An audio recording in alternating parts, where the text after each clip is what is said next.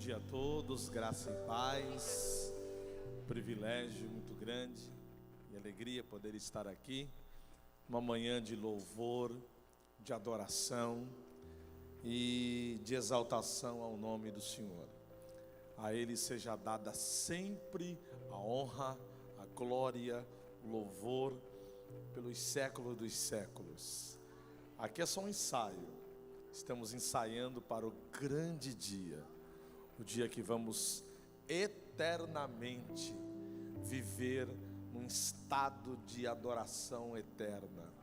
Amém? Se você não gosta de adorar, você está no lugar errado, porque para onde a gente vai, a adoração é perpétua.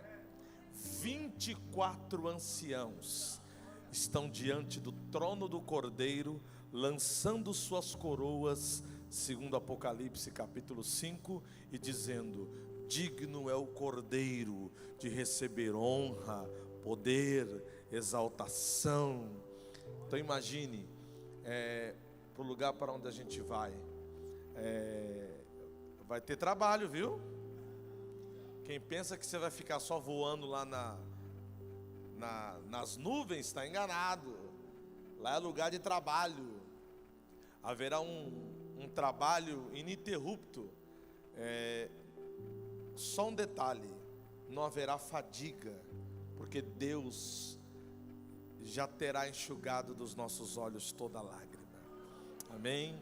Minha gratidão a Deus pela vida desta igreja tão amada, de estar aqui em Natal pela segunda vez. Eu estive aqui há 20 e poucos anos atrás, e faz muito tempo eu estava pregando em João Pessoa, e aí um pastor me trouxe para ministrar numa igreja que eu também não lembro, faz muito tempo, não é?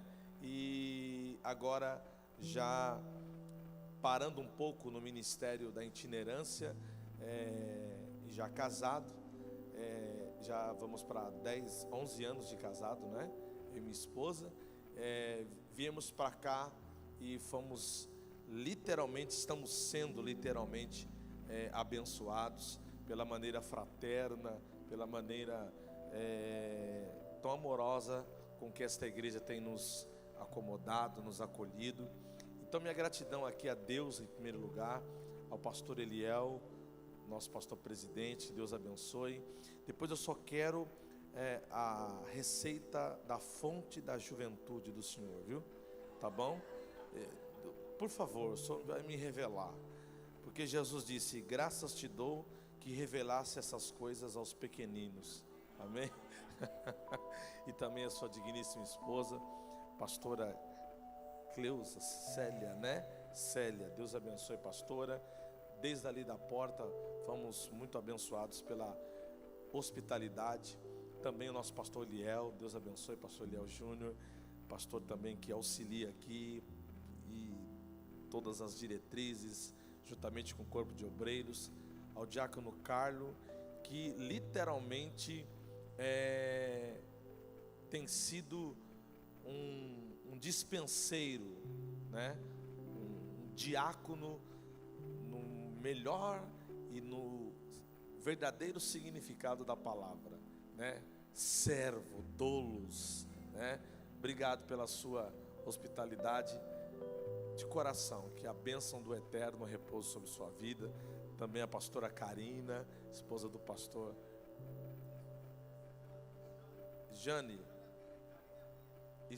pastor Boanerges, né? Esposa.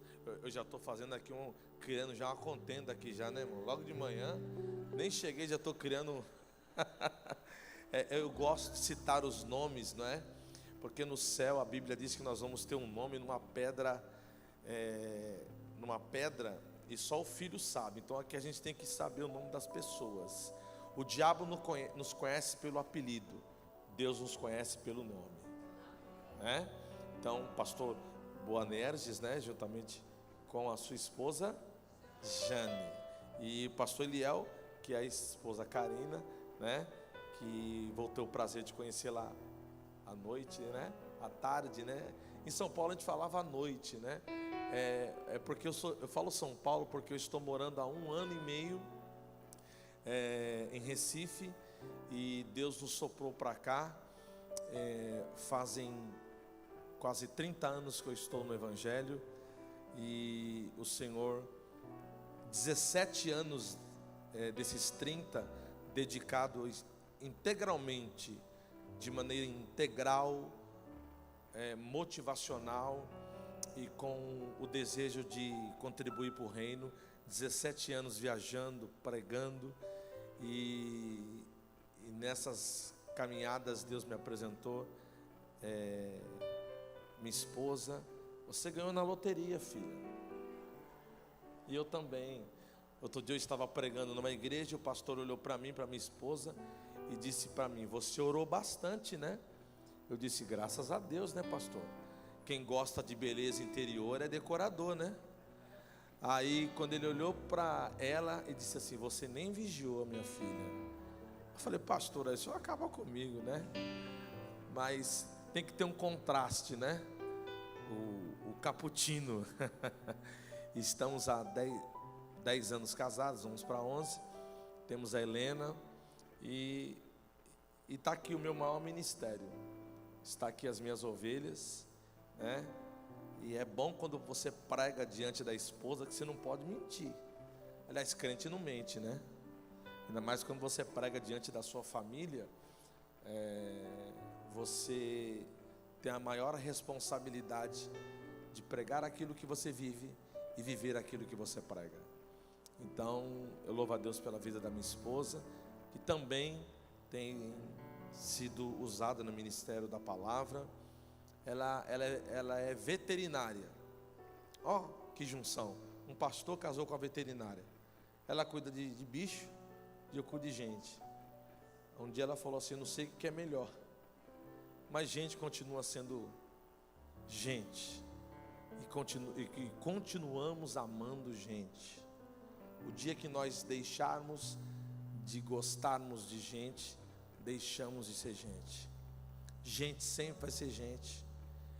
E tem um ditado judaico que diz: aonde tem 2 pessoas tem um problema. Então nunca vai deixar de ter problema. Igreja é lugar de nós celebrarmos as diferenças. Amém? Igreja é isso, é a celebração das diferenças.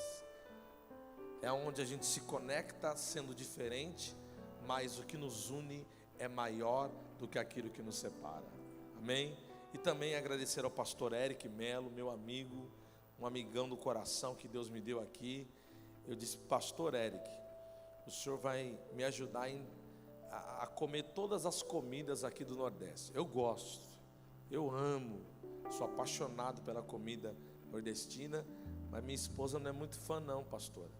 Aí Jesus trouxe ela aqui para dar uma quebradinha nela, para comer cuscuz. Aqui vocês gostam de cuscuz também? Aí o café da manhã, né? Aí ela não gostava, agora come com ovo, come com charque. Falei: quebra, Jesus, faz a obra. Amém? Então, minha gratidão, irmãos, minha gratidão. Só tenho que agradecer a todo o corpo de obreiros. E eu tenho uma palavra no coração que eu já venho ruminando esta mensagem já há algum tempo, e sempre movido pelo Senhor, ministro esta palavra. Quero que você abra a sua Bíblia em Atos capítulo 20. Atos capítulo 20. Eu vou deixar para o pastor Eliel fazer a propaganda do livro no final, tá bom? E esse aqui é um presente para o nosso pastor presidente. Depois eu lhe entrego em mãos, a gente tira aquela foto, tá bom? Atos capítulo 20, versículo de número 7. Atos capítulo 20. Congregamos ali na Assembleia de Deus, Ministério Novo Tempo, ali no Recife, e atuamos ali na parte da escola dominical, ajudando na parte pedagógica, na parte do ensino, e Deus tem nos abençoado. e nos trouxe para cá para também ter esse momento de comunhão, de conhecer parte do corpo de Cristo. Atos capítulo 20, versículo de número 7 até o 12, amém? Após a leitura, permaneça com a sua Bíblia aberta. Salvo engano, o pastor Eliel disse que vocês estão vivendo um tema para esse ano, que é o ano do renovo, não é isso? E acredito que eu estou aqui diante de um povo renovado. Obrigado pelo seu amém, viu? Eu estou diante de um povo renovado, não é? E como precisamos de um renovo, não é? Como precisamos de um avivamento, não da casca, não da estética, não da performance, mas um avivamento que realmente possa impactar vidas, mudar histórias, mudar casamentos. Eu estou numa expectativa de verdade, não é um jargão de pregador, mas ao subir nesse altar, esse espírito que permeia esse ambiente profético, eu não tenho dúvida que você vai sair daqui renovado. O Deus do renovo está aqui. Vamos ao texto, porque é a palavra de Deus que nos dá esse renovo. No primeiro dia da semana, ajuntando-se os discípulos para partir o pão, Paulo, que havia de partir no dia seguinte, falava com eles e alargou a prática até a meia-noite. Havia muitas luzes no cenáculo onde estavam juntos, e estando um certo jovem por nome Eutico, assentado numa janela, caiu do terceiro andar, tomado de um sono profundo que lhe sobreveio durante o extenso discurso de Paulo, e foi levantado morto. Paulo, porém, descendo, inclinou-se sobre ele e, abraçando-o, disse: não vos perturbeis, que a sua alma nele está. E subindo e partindo o pão e comendo, ainda lhes falou largamente até a alvorada. E assim partiu, e levaram vivo o jovem, e ficaram não pouco consolados. Amém? Que Deus nos dê uma boa palavra nessa manhã, e permaneça com a sua Bíblia aberta, mesmo os textos sendo aqui projetados no telão. Quando eu olho para esse texto, eu quero trazer uma reflexão, e sempre a Bíblia, ela precisa ser um livro de aplicação. Você lê o texto, esse é o tripé de uma mensagem. Você lê o texto, explica o texto e aplica o texto. E essa aplicabilidade, ela tem que ser para o contexto dos dias em que estamos vivendo.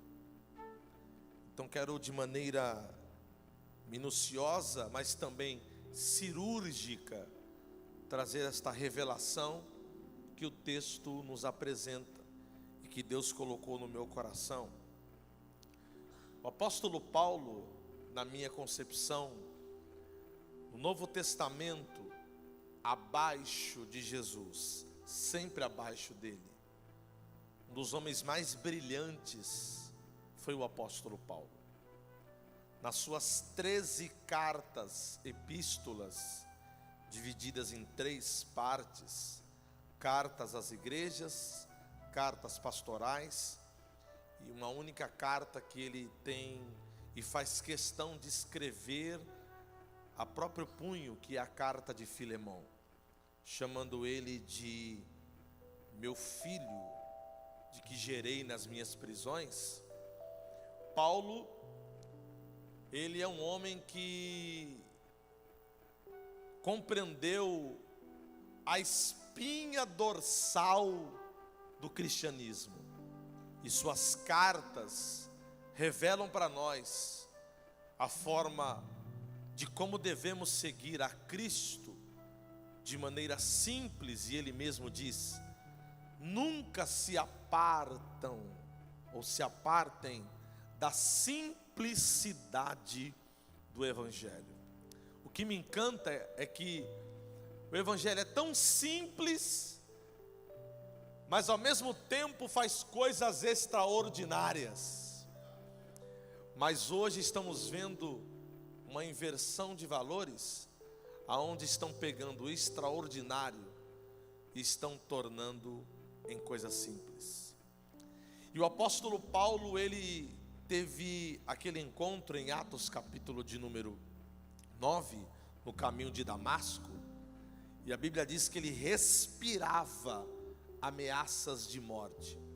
A palavra respirar ali no grego tem a ideia de um touro indomável, de alguém que não conseguia dominá-lo. Paulo, zeloso por toda a lei judaica, e o próprio Paulo escrevendo em Filipenses capítulo 3, a partir do versículo 5, ele dá o seu próprio currículo: circuncidado ao 8º dia, da linhagem de Israel, da tribo de Benjamim, hebreu de hebreus, fariseu segundo a lei. Então ele era um homem extremamente zeloso pelas tradições judaicas e lutava por elas. Mas quando ele tem um encontro com Cristo, aquele touro indomável se torna um cordeirinho diante daquela luz que se apresenta diante dele e o chama: Saulo, Saulo, por que me persegue? Dura coisa é para ti recalcitrar contra os aguilhões. E você conhece a história. O touro indomável agora está no chão, não consegue enxergar, perdeu a visão terrena, mas ganhou uma visão celestial. E esse homem agora dedica toda a sua vida de maneira integral, de maneira missionária. E ele viaja por toda a Ásia Maior, Menor, Europa, pregando e falando acerca de Cristo. O homem que trafegava, pastor, pelos corredores do conhecimento como ninguém.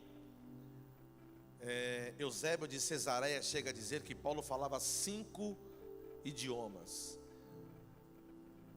E ele ministrando, e aqui esse texto ele já está na sua terceira, começando já ali a sua terceira viagem missionária, e de maneira incansável ele vai plantando igrejas. Mas o interessante é que a palavra apóstolo, que significa enviado, e ele faz jus a isso, ele vai plantando igrejas e formando discípulos e deixando pessoas ali, porque esta é a proposta do Evangelho. A proposta do Evangelho é você expandir o reino, implementando igrejas, plantando igrejas, criando discípulos, fazendo imitadores de Cristo, não formando fãs de Jesus, mas imitadores de Cristo. Porque hoje tem muitos fãs de Jesus. Ele é fã do culto, ele é fã do louvor, ele é fã de tudo. Mas na hora, e me desculpe aqui a expressão, na hora do vamos ver, você vai ver se realmente aquele cristianismo, aquela ebulição na hora do louvor, aquele levantar de mãos, ele está fazendo jus àquilo que ele está pregando e vivendo. David Keelan, ele fala uma frase muito interessante, que a hora que os crentes mais mentem é na hora do louvor. E aí ele explica, tem muitos hinos que a gente fala, né, que tem que ter a fé de Abraão. Será que temos a fé de Abraão, a ponto de pegar o nosso filho, levar ao Moriá e entregá-lo a Deus em sacrifício? Será que temos a mesma coragem que teve os apóstolos quando foram perseguidos pelo Império Romano.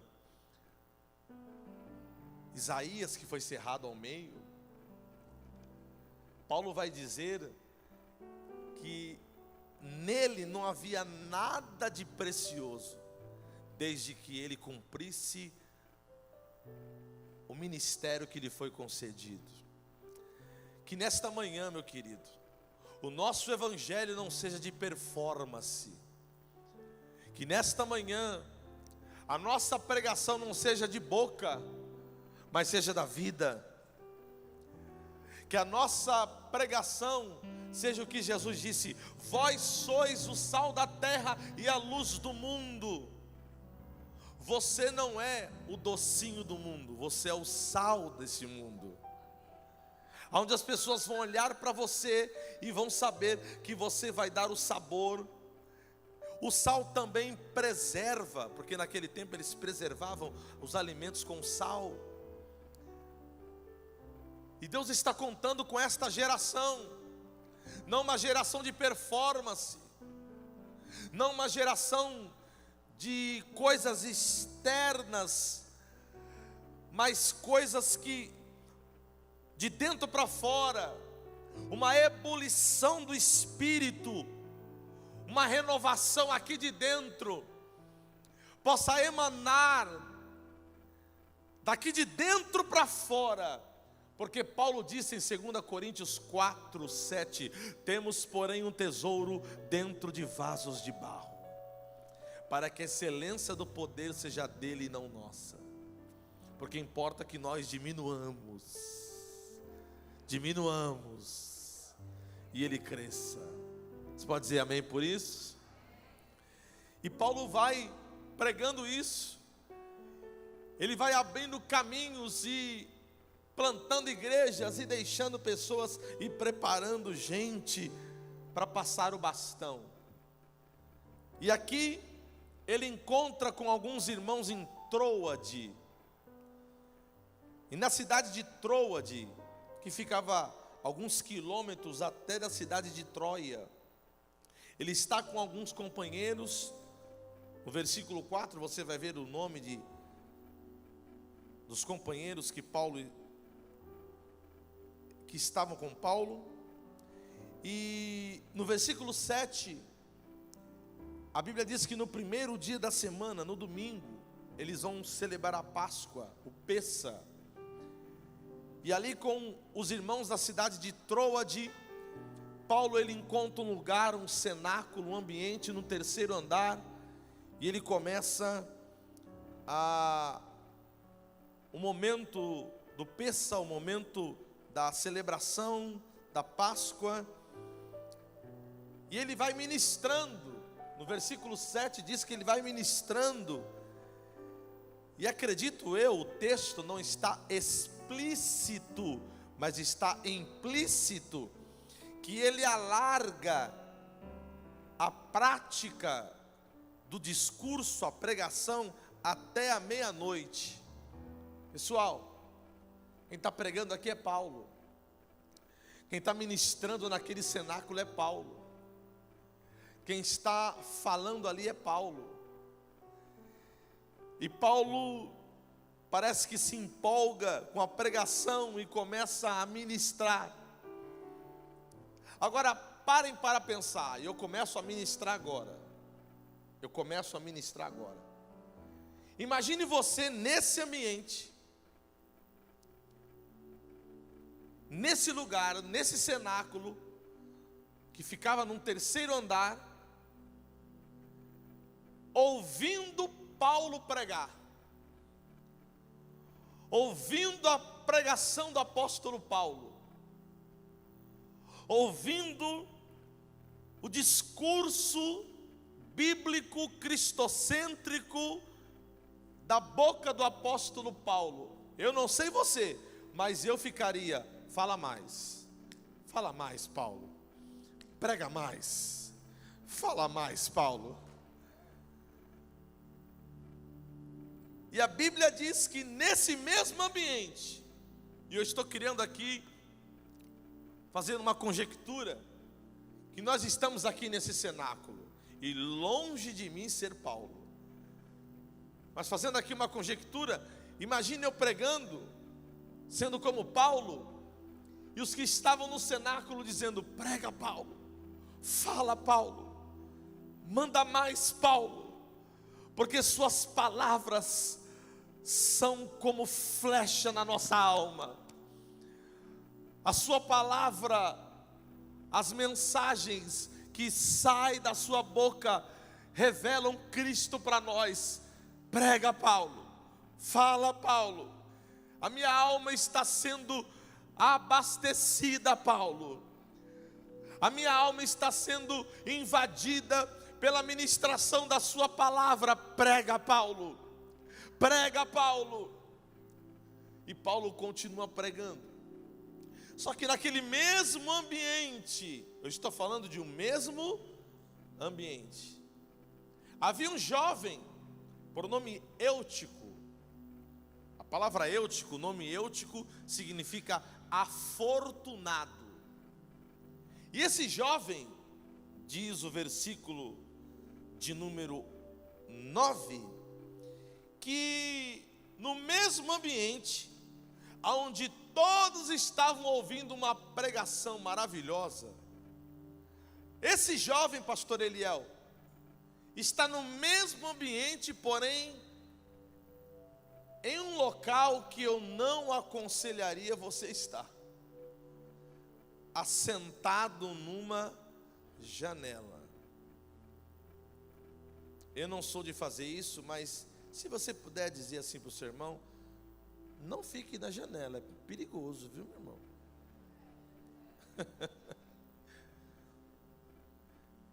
Nós estávamos andando ontem na orla da praia, aí eu vi um prédio enorme. A minha esposa: ai, como eu queria morar ali. Eu falei: eu? O tamanho do...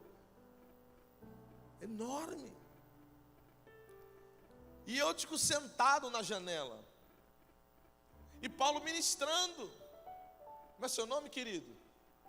Marcelo. Marcelo, imagina Marcelo, Paulo pregando, ministrando. Talvez a pregação de Paulo seria 1 Coríntios capítulo 10, versículo 13 em diante. Não veio sobre vós provação senão humana, mas fiel é Deus que não vos deixará ser tentado além daquilo que podeis suportar. Antes com a provação também dará o escape. Talvez a pregação de Paulo seria 2 Coríntios capítulo 4, versículo 16 em diante, falando sobre que nós não devemos olhar para o homem exterior, porque o homem exterior se corrompe, mas o interior, contudo, se renove a cada dia. Porque a nossa leve e momentânea tribulação produz para nós peso de glória muito excelente, não atentando para aquilo que vemos, mas para as coisas que não vemos, porque aquilo que vemos é temporã, mas aquilo que não vemos é eterno.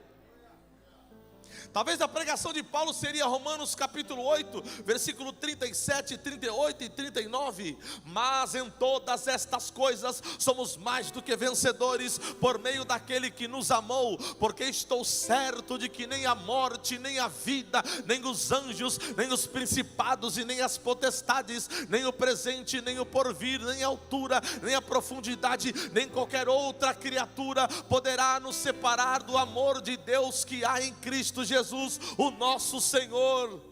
Talvez a pregação de Paulo seria Romanos capítulo 11, versículo 36, 37 e 38. Ó profundidade das riquezas, tanto da sabedoria como da ciência de Deus, quão insondáveis são os teus juízos e quão inescrutáveis são os seus caminhos. Porque quem compreendeu o intento do Senhor, quem foi seu conselheiro, quem primeiro lhe deu para que fosse recompensado, porque dele, por ele, para ele, porque dele, por ele, para ele, porque dele, por ele, para ele, porque dele, por ele, para ele são todas as coisas. Glória, pois, a ele eternamente. Amém. Amém. Talvez a pregação de Paulo seria um desses textos que ele usou, talvez a pregação de Paulo seria sobre a perseguição. Romanos capítulo 5, versículo de número 3. Por isso não desfalecemos, porque a tribulação que você passa produz a paciência, e a paciência experiência, e a experiência esperança. Ora, a esperança não traz confusão no coração do homem, portanto o amor de Deus está derramado em nossos corações pelo Espírito Santo. Eu não sei que texto ele usou, mas eu sei que era Paulo, gente. Só ouvi um glória aqui da irmã. Obrigado, irmã, Deus abençoe a sua vida. Era Paulo pregando, ministrando, mas tinha um jovem assentado no mesmo ambiente, porém distante do ambiente. Grave o que eu vou dizer.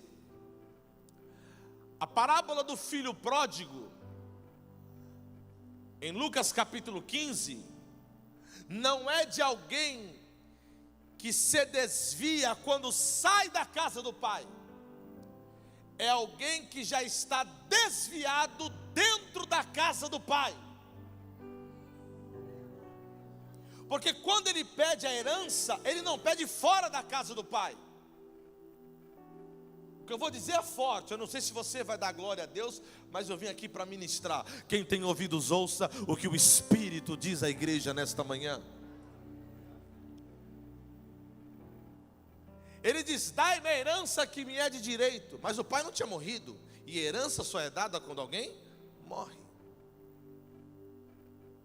Contextualizando, esse jovem é a revelação e é o retrato de muitos crentes nos dias atuais, que não estão preocupados mais com a presença do pai, mas estão preocupados com aquilo que o pai pode dar.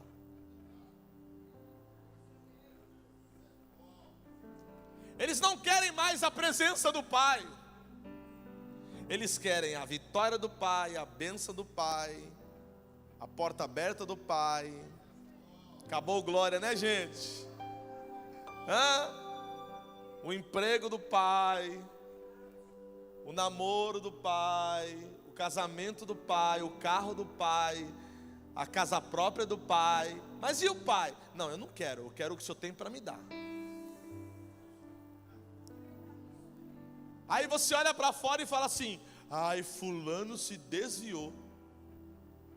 Não, tem muita gente afastada aqui dentro. De quê? De valores. De quê? Da presença do pai, da comunhão do pai, do amor do pai, do afago do pai. A irmã acabou de falar aqui que quando ela ouvia, mas ela queria o pai, mas ela sabia que o pai tinha um negocinho para dar, né? Todo pai. Jesus mesmo disse: se vós, sendo mal, sabeis dar boa dádiva aos vossos filhos, quanto mais o vosso Pai que está no céu não vos dará tudo aquilo que vos pedirem. O problema desta geração, pastor Eliel, é que eles querem tudo do pai, pastor, mas não querem mais a comunhão com o pai. O salmista Davi nos ensina no Salmo 27, dos versículos 1 a 4: o Senhor é a minha luz, a minha salvação, a quem temerei? O Senhor é a força da minha vida, de quem me recearei? Quando os malvados, os meus adversários, os meus inimigos investiram contra mim para comer a minha carne, tropeçaram e caíram. Ainda que um exército me cercasse, o meu coração não temeria. Ainda que a guerra se levantasse contra mim, nele eu confiaria. Agora olha o verso 4. Uma coisa eu pedi ao Senhor, uma coisa só, pastora, uma coisa eu pedi ao Senhor e a buscarei, que possa morar na casa do Senhor todos os dias da minha vida. Agora você vai dar um glória. Para quê? Para contemplar a formosura do Senhor e aprender no seu templo. Nesta manhã nós viemos aqui não para contemplar o que Ele tem nas mãos, mas para contemplar sua face, sua beleza, sua glória, a sua presença.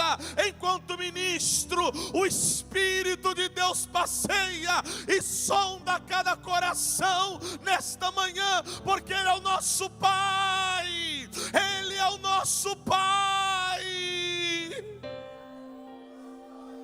Não se afaste da presença do Pai. Não troque o passageiro pelo eterno. Não troque o que a traça come, a ferrugem corrói, por aquilo que é eterno.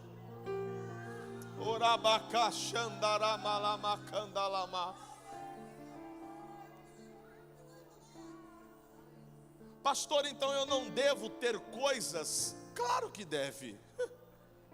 O problema é que as coisas não podem lhe ter. Eu posso ter coisas. Pastor, é pecado ter dinheiro? Não, se você acha que é pecado, eu dou meu Pix para você, não tem problema. Não. O dinheiro é a raiz de todo mal? Não. O amor ao dinheiro, o apego ao dinheiro. Sou eu que tenho as coisas, não são as coisas que me têm. Sou eu que gerencio as coisas, não são as coisas que gerenciam meu coração. Porque aqui já mora alguém que domina, que ministra, que sentou no banco, não do passageiro, mas do piloto, e diz: agora é comigo. Agora sou eu que vou governar. Mas Senhor, não é melhor ir por aqui? Fica quietinho. Eu tenho o Waze que nunca erra, o GPS celestial. Vou te guiar a lugares que eu preciso levar, para treinar você, para trabalhar em você, para depois trabalhar através de você. Quem gosta de ir para o deserto? Eu agora em outubro estou indo levando um grupo, trabalho prestando serviço para uma agência de turismo. Estamos indo para Israel, Egito e Israel. E sempre, já a sexta vez que estou levando esse grupo, 120 pessoas. Vamos fazer Egito e Israel, pastor. E quando a gente chega no deserto, a recomendação que os guias de lá dão para nós, guias do Brasil, é: faça esse povo beber água mesmo sem vontade. Por quê? Porque é muito quente. Beba água mesmo sem vontade. E quando a gente passa no lugar, né? Eu só vejo. Nós passamos no deserto de Berseba. Lá tem um hotel em Berseba, e é muito quente em Berseba. Aí tinha umas irmãs que falaram: eu não vou sair aqui do ônibus, não, tem um ar condicionado. Falei: vai descer, vai andar lá aonde vai descer. Aí eu faço descer. Pagou uma viagem para ficar dentro do ônibus. Vai descer agora. Aí eu faço descer. Aí fica lá com a banana, como é que é? É esse trem mesmo aí, a banana. Ai, que calor. É deserto, filha. Mas olha o que diz Oséias capítulo 2, versículo 14. Portanto, eis que vos atrairei, os levarei para o deserto, e lá lhes falarei ao coração. O deserto para Israel e para todos nós aqui é uma faculdade. Quando você sai, já tem o canudo de pós-graduação. Aí quando você pensa que já foi graduado, já tem o outro te esperando. Acabou até o glória, né? Mas é assim, andamos de fé em glória em glória. Estou caminhando. Volta para Eutico. Paulo está pregando. Eutico, capítulo de número 20, versículo 9. O versículo 8 diz que as luzes estavam acesas. No versículo 9 diz que ele, sentado numa janela, ele cai do terceiro andar. É isso aqui que me intriga. Tomado de um sono profundo. Ô gente, olha para mim aqui. Eu sei que tem gente que gosta de dormir. A minha esposa, então, ela tem o espírito do Morfeu. Morfeu era o deus do sono na Grécia. Um dia eu estou conversando com ela, quando eu olho, ela já está no terceiro céu. Eu tenho uma dificuldade de dormir. Eu demoro para dormir. Eu sou ruim de dormir. Mas minha esposa deitou, o espírito sai do corpo dela. Agora, pare para pensar. Você está sentado numa janela, você consegue dormir com alguém pregando e com luz acesa? Ele estava bem ligado no culto, né? Ele estava bem atento ao que estava acontecendo no ambiente, né? E aqui vai uma lição. Eutico estava como muitos estão hoje, dividido. Porque quem está sentado na janela não está nem do lado de dentro e nem do lado de fora. Eu gosto da AD Bom Refúgio. Quando o pastor prega, e as irmãs do louvor, eu fico todo arrepiado, olha. Mas eu não posso passar na frente de uma baladinha.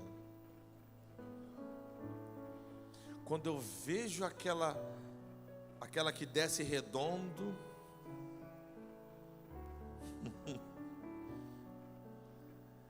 sabe, é aquela pessoa que está dividida. Então aqui ela vem e ela vive à base de pílulas, de doses homeopáticas da graça. Então ela vem, pastor, no culto, toma a pílulazinha que faz ela se sentir bem. Como eu estou bem, agora eu estou bem, estou leve, estou descarregada, sessão descarrego, é? Aí na semana, sua vida não condiz com nada daquilo que ela ouviu no domingo. Aí ela está assentada numa janela, porque a vida dela é um pouco aqui, um pouco lá fora. Um pouco aqui, um pouco lá fora. E Deus não quer uma igreja sentada na janela. Deus não quer uma igreja dividida. Deus não aceita, escute o que está vindo aqui do Espírito. Deus não aceita dividir você com ninguém. O profeta Elias chega para o povo de Israel, quando Acabe, Jezabel domina Israel. No capítulo 18 de 1 Reis, versículo 21, ele parece que dá um grito para a nação e diz: até quando cocheareis entre dois pensamentos? Se Baal é Deus, seguiu, mas se Deus é Deus, serviu. Que geração é essa que vive em uma janela? Um pouquinho de Deus, um pouquinho do mundo, um pouquinho da igreja, um pouquinho das coisas do mundo. Hoje é manhã de sairmos da janela. Hoje é manhã de você sair da janela. Hoje é manhã de você sair desse profundo sono. Porque tem alguém pregando e te chamando para uma santa convocação. Hoje é manhã da sua família sair da janela. Hoje é manhã, marido, esposa, filhos e filhas, igreja, de sairmos da janela da indecisão. Deus não aceita uma igreja dividida. Deus quer uma igreja por inteira, corpo, alma, espírito. Lembra quando Mical, Davi, estou encerrando, Davi, ele está trazendo a arca, segundo Samuel capítulo 6, ele está trazendo a arca, a presença de Deus para Israel, pastora. 20 anos a arca estava na casa de Abinadab, na cidade de Kiriat Jeraim. 1 Samuel capítulo 7, versículo 1 e 2. Quando Davi assume o trono, eu gosto disso. Davi assume o trono completo, porque ele assume de maneira parcial e agora ele assume completo. Aí perguntam para ele, e aqui faço uma conjectura: ô rei, qual é o primeiro edito que você vai promulgar? Ele disse: eu não me assento nesse trono se a presença de Deus não estiver em Jerusalém. Vamos buscar a arca em Kiriat Jeraim e trazê-la para Jerusalém, para a casa de Davi, cidade de Davi, Melech Davi. E a Bíblia diz que os anciãos e sacerdotes foram para Kiriat Jeraim. E quando a arca vem chegando em Jerusalém, irmão, eu vou fazer que nem Davi, eu posso, né? A Bíblia diz que ele tira a roupa real. E a mulher dele estava onde?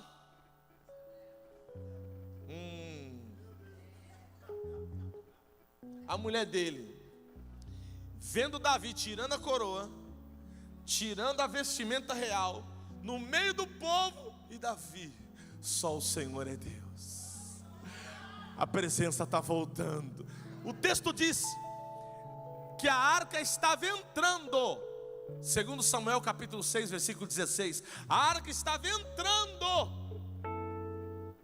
Olha lá.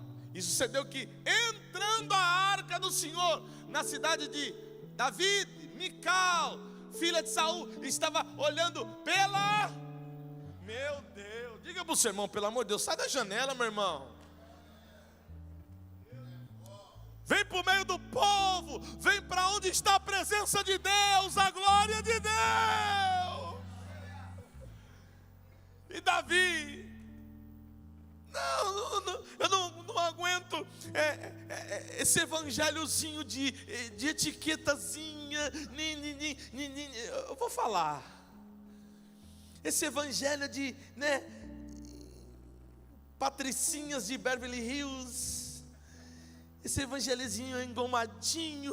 Porque quando eu sou tomado por essa presença, eu não aguento. A minha maquiagem borra.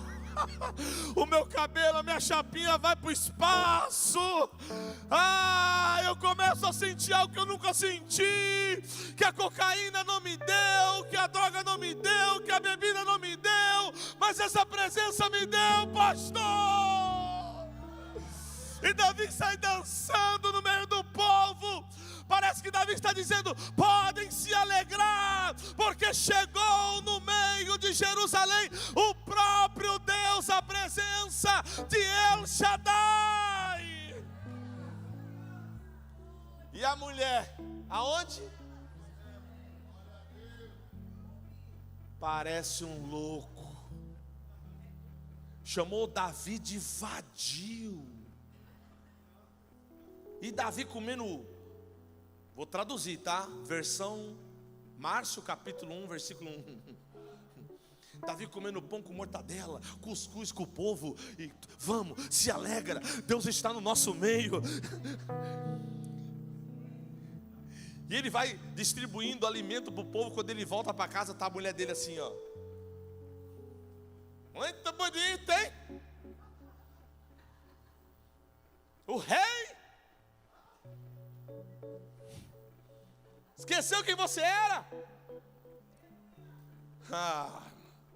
Davi disse: você esqueceu quem Deus é. E por causa disso Mical nunca mais teve filho, ou nunca teve filho. Mas a descendência de Melech David continuou. O tronco de Jessé. a raiz, a árvore genealógica continuou de Davi e chegou e nasceu quem da árvore? Quem? Yeshua, e está no nosso meio aqui nesta manhã.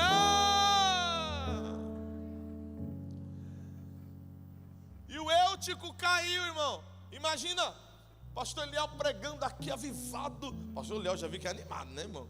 E prega avivado, e aquela coisa, Deus é conosco. Aí tem alguém assim na janela. Só que o interessante de Atos capítulo 20 é que o menino não cai para dentro, ele cai para fora. E no terceiro andar. Estou encerrando aqui. Se o pessoal do louvor puder subir aqui, pode subir. Olha que interessante. Paulo estava pregando. Irmão, isso aqui, ó, eu estudei. Se você não dá glória a Deus, eu vou até aí, hein? Sabe quando vem aqueles bilhetinhos, quando você está pregando, aí vem aqueles bilhetinhos, favor, a placa do carro. Ô, irmão, ainda bem que tem telão hoje, né? Antigamente eram os bilhetinhos, né?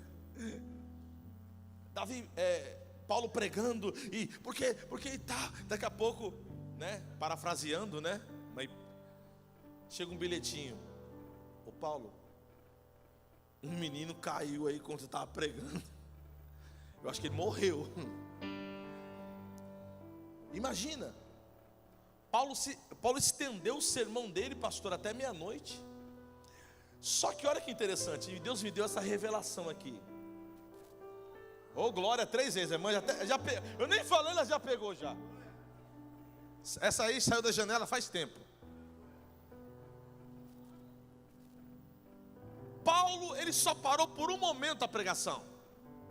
O que ele faz?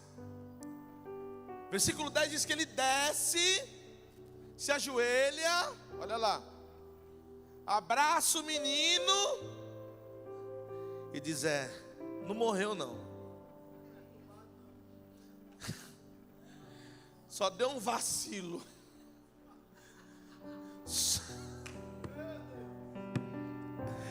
Está vivo ainda, tem esperança. Mas não é por causa desses que eu vou deixar de continuar pregando. Ele volta. Não, irmão, se você não entender isso aqui. E o menino, deixa ele aí. Deixa ele aí para ele aprender que lugar de crente não é na janela. Lugar de crente é no cenáculo, ouvindo a palavra, sentindo Deus. E olha o versículo de número 11. E subindo, Paulo continua. Ele vai partir o pão e come, e ainda lhes fala largamente até a alvorada. Sabe qual é o problema? Eu vou falar, meu irmão. O problema é que esses eúticos querem nos parar, que ficam sentados na janela e não deixa a obra crescer, o ministério crescer.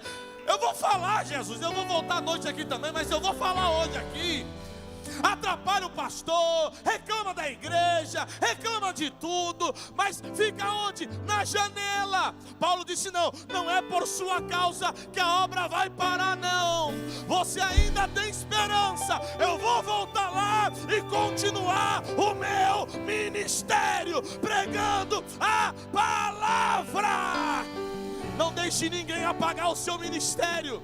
Não deixe os eúticos pararem você. Muitas pessoas estão como Eutico, sentadas na janela, tentando desviar o nosso foco, tirar o nosso foco. Não, eles estão ali precisando de nós. Paulo prega. Quando Paulo termina de pregar, versículo de número 12. Levaram. O menino morreu? Não, irmão. O menino está vivo. E se a gente para tudo e fica: ai, o menino, ai, e a obra de Deus? Tem muita muitas pessoas que estão querendo nos parar. E vamos dizer uma coisa, irmão: quem fica na janela não tem o que fazer. Acabou até o glória, ó. Mas eu volto à noite, né, pastor? Eu volto, né? Não tem o que fazer, irmão. Janela não é lugar para crente ficar, não. Eu lembro que era uma novela, muitos anos, tá, irmão? Tinha uma personagem chamada Fifi Fofoqueira.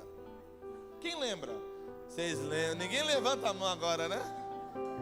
Não é do seu tempo não, filha. Minha avó assistia Fifi Fofoqueira. Ela só ficava E tinha a Praça é Nossa, uma mulher que ficava na janela, né? Aí ela dizia assim: minha boca é um túmbalo. O que tem de crente na janela. Mas diga para o seu irmão: hoje todo mundo vai sair da janela e nós vamos ouvir o som da voz do Espírito nos convidando. Prega Paulo, prega Paulo, prega Paulo, prega Paulo, prega Paulo.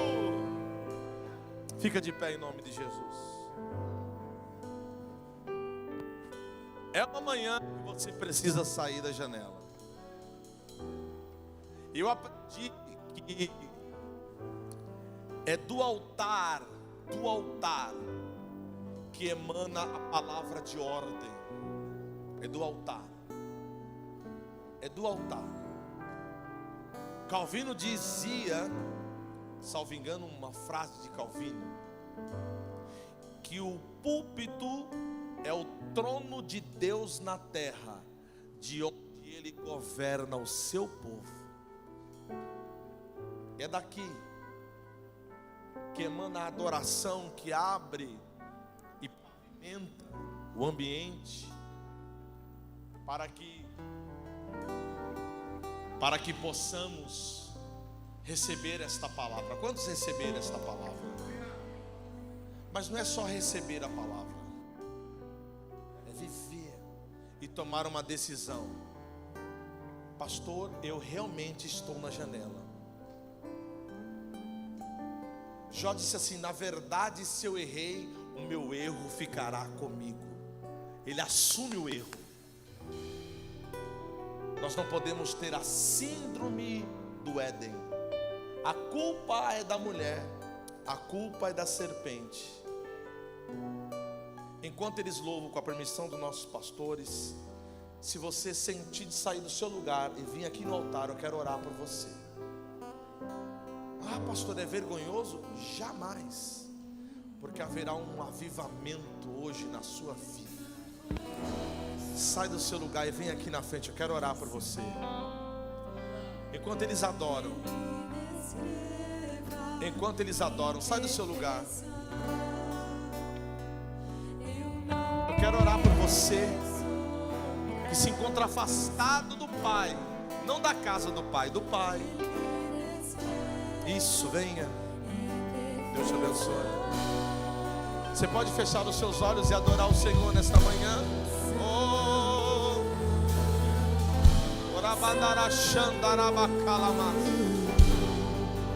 Sai do seu lugar e venha.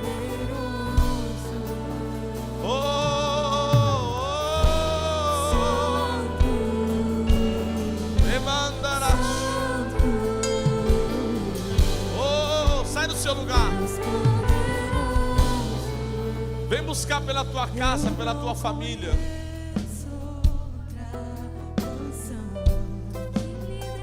Quero orar por você.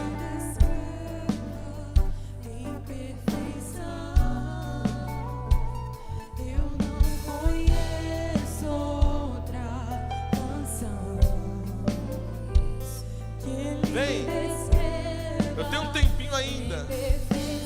Sabe aquele hino? Vocês conhecem aquele hino?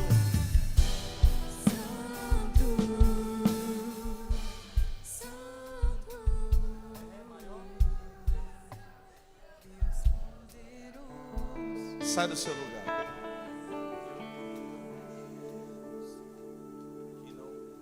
Eu tenho um Deus que não vai deixar essa luta me matar, o desespero me tomar. Sai do seu lugar, venha.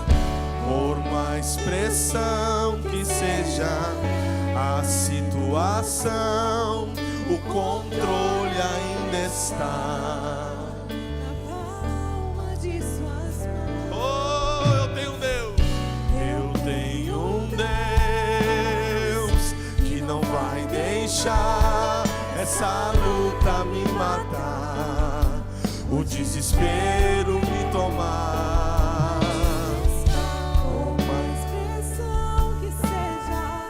Deus está visitando esta casa nesta manhã. Saiamos da janela.